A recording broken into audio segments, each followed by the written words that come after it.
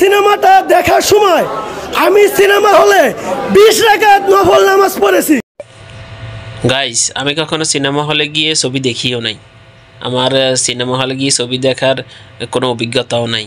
Cinema হলে গিয়ে ছবি দেখার পরে যে নফল নামাজ পড়ে এটাও আমার কখনো জানা ছিল না। আপনারা জানেন সম্প্রতি সাকিব খানের একটা ছবি মুক্তি পেয়েছিল, ঈদে বরবাদ ছবি। তো বরবাদ ছবি দেখার পর সাকিব খানের এক ভক্ত নাকি হলের ভিতরেই, সিনেমা হলের ভিতরেই নাকি 20 রাকাত নফল নামাজ পড়েছেন। তো চলুন আমরা তার পরিচয়টা একটু জেনে নিই। আসলে আমি হচ্ছি একজন কোরআনের হাফেজ।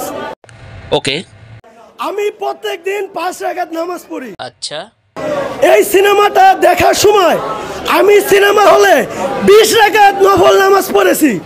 এই সিনেমাটা আসলে এত সুন্দর একটা সিনেমা, কারণ এই সিনেমার ভিতরে দেখানো হয়েছে যখন আপনার গার্লফ্রেন্ডে কেউ ডিস্টার্ব করে কিভাবে তার পাশার ভিতরে বাড়ি মারতে হয়।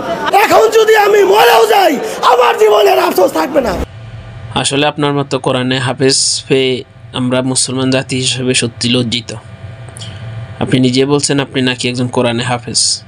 একজন কোরআনের হাফেজ হয়ে আপনি সিনেমা হলে গেছেন ছবি দেখতে, সেই ছবি ভালো লাগছে, তারপর আপনি সিনেমা হলের ভিতরে 20 রাকাত নফল নামাজ পড়ছেন।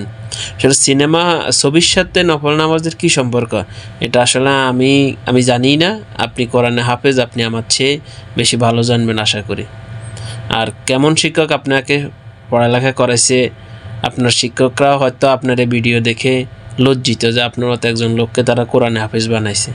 যেই লোক সিনেমা হলে গিয়ে ছবি দেখে আবার সেই ছবি ভালো লাগছে, যার কারণে আপনি সিনেমা হলের ভিতরেই 20 রাকাত নফল নামাজ পড়ছেন। এখন আপনার মরে গেলেও আফসোস নাই ভাই। আপনারা আসলে আফসোস নাও থাকতে পারে, কিন্তু আপনার জন্য আমাদের সত্যি আফসোস হয়।